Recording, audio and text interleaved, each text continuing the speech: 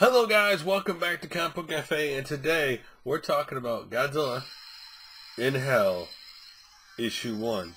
Now this is different than a lot of Godzilla comics you read before, because the point of this comic book is simple. Godzilla's in Hell, and he's going to descend further into the underworlds of Hell and battle what they call the impossible. So this is a creative series, a different kind of take on Godzilla, not the usual, hey, we got humans involved, the humans are kind of the story, and Godzilla goes, fights something. A monster of some kind somewhere. And that's it. That has always been a typical Godzilla comic book. In this case, there are no humans. This is Godzilla in Hell. So we start off with seeing Godzilla fall. No backstory why he ended up in Hell or how he ended up in Hell. Just he's falling into Hell. That's it. That's all we got. Which is fine because the story probably would have been some silly way to get him there anyway. So what's the point of doing it? Just cut to the chase. He's in Hell, right? He gets to Hell, and as soon as he gets to Hell, it basically says, abandon ye all hope, along those lines, abandon ye all hope, lost or something. And being typical Godzilla, Godzilla sees it and just atomic breath smashes it. That's Godzilla, of course. And immediately, Godzilla runs upon this town where he's at, and you know it's not a regular town because every building has like a red eyeball on it, and like a couple of heads you see with red eyes on the size of the buildings.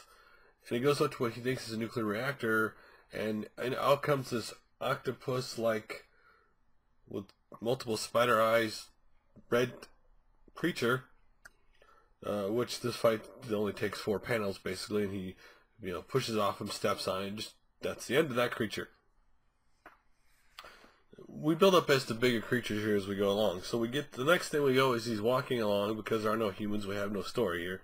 He's just walking along. I mean, they have a visual story just showing Godzilla looking around. There's not a lot of like story building right now. And you see this thunder going off. You see what looks like a cloud, but as you get closer, it's like millions and millions. At least it looks like people. They all attack Godzilla, Godzilla resists it, and then they all merge into become not nuclear reactor like just meltdown Godzilla, but kind of like meltdown Godzilla in the fact he's got a couple red cuts on his face and a couple red cuts on his leg and his thigh. So he kind of reminds you of that, but he's not. And Godzilla battles it, and as Godzilla battles, bites it and battles it, all of a sudden it pops open to be this multi-mouth demon Godzilla with tentacles and everything that can grab Godzilla. Godzilla and it fight back and forth. Godzilla lays a licking on it. It lays some hurting on Godzilla. And ultimately it looks like it's going to, eat Godzilla. Godzilla, of course, powers up his breath. And as you hear it starts to jump on him, he just does his breath thing and destroys it. And that's the end of the book. After he destroys it, he falls down further. He falls into almost the first scene you saw in the book. He falls again in another hole, or the ground completely didn't collapse. He falls in another hole, and he descends further into Hell. Again, I enjoy the book because this is just Godzilla battling stuff book. This is not a lot of story. The only story you can tell is Godzilla looking around and things forming that he has to fight. This is a very creative book because, again, this is no humans involved. This is no monsters in this book that you know right now. It's being creative, being like normally impossible creatures Godzilla could fight. And again, it was a very creative way of doing it. I would say this book, James Stokely did it, Stokoe. He wrote it. He did the artwork. To be honest with you.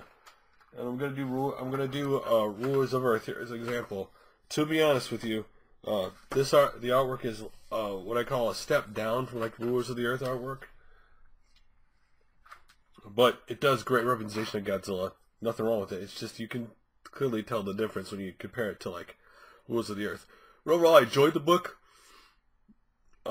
Partially, you don't know what's going on. Like, why is Godzilla there? How's Godzilla get out of Hell? And you're not sure what he's going to fight either, which kind of makes it cool. Like, you're not sure what's going to pop up, what he's going to fight.